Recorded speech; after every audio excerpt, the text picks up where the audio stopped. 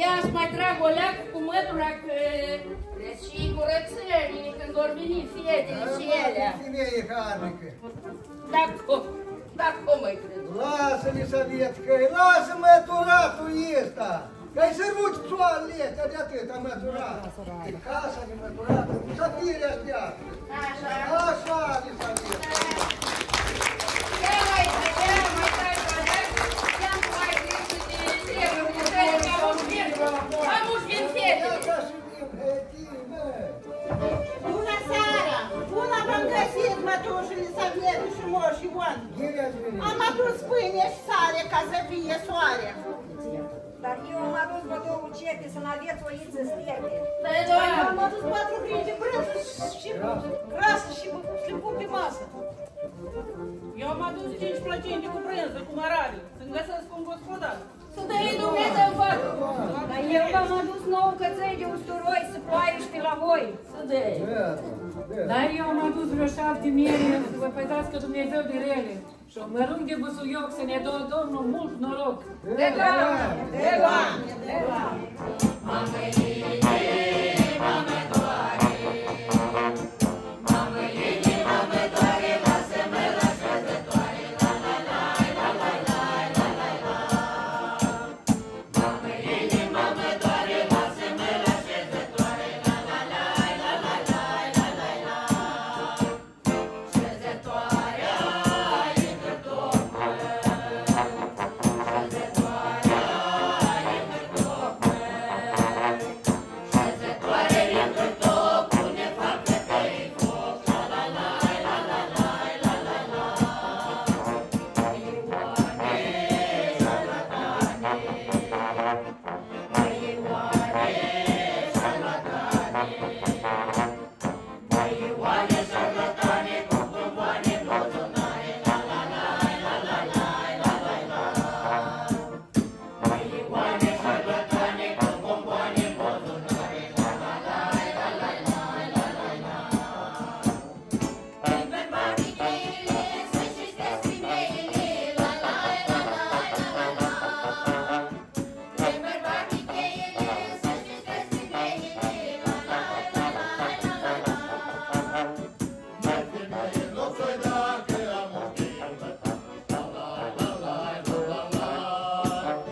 Mai femeie nu ți-o-i dacă am un timp, la la la la la la la.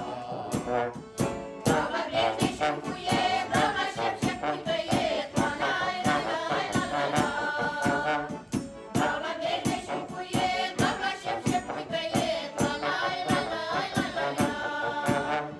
Doamna prană-i bătută, doamna ghișe-ghișe rupe, la la la la la la la.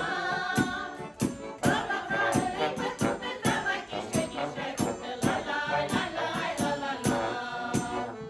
Dar eu nu sunt femeie proastă și fac șef de la o proastă, la la la la la la la.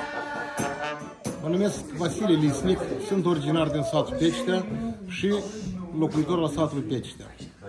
Cânt în ansamblu Băștinașii de acum 3 ani. Îmi face o deosebită plăcere să particip la toate manifestațiile, la toate ceremoniile, la toate festivalurile raionale și interraionale.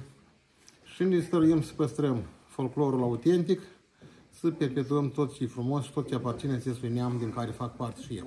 Și după cum ați văzut, azi am petrecut o șezătoare foarte frumoasă, după mine foarte frumoasă, deoarece după aplauzele spectatorilor s-a observat acest mesaj. Ne-am stăruit să introducem în programul șezătorii tot felul de ghicitori, glume, bancuri, toate cântecele autentice care ne-au, metaforic vorbind, ne-au teleportat în timp, unde ne-am imaginat cum cântau moșii, strămoșii noștri, cum își petreceau serile, cum își mai torceau fuioarele. Socot că a fost o seară minunată, un moment de revelație care fiecare îl trăiește în felul său, dar sper că la toți le-a plăcut. Ghenadie Lefter, sunt conducător artistic în Casa de Cultură, satul Pește. Activez aproape a 5-a lună, de când am pornit de lucru.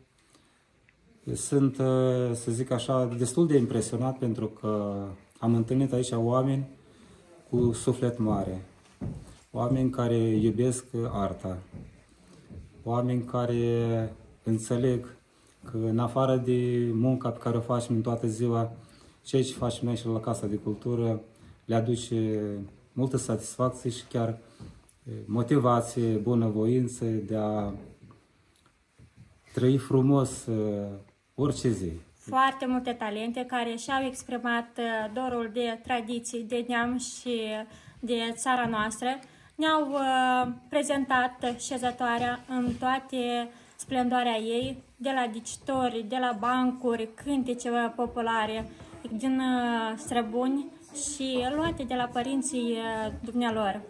Am rămas foarte încântată de acest spectacol și aș dori să mai văd în continuare, deoarece trăim într-o țară care pretinde spre un viitor mai european, spre dezvoltare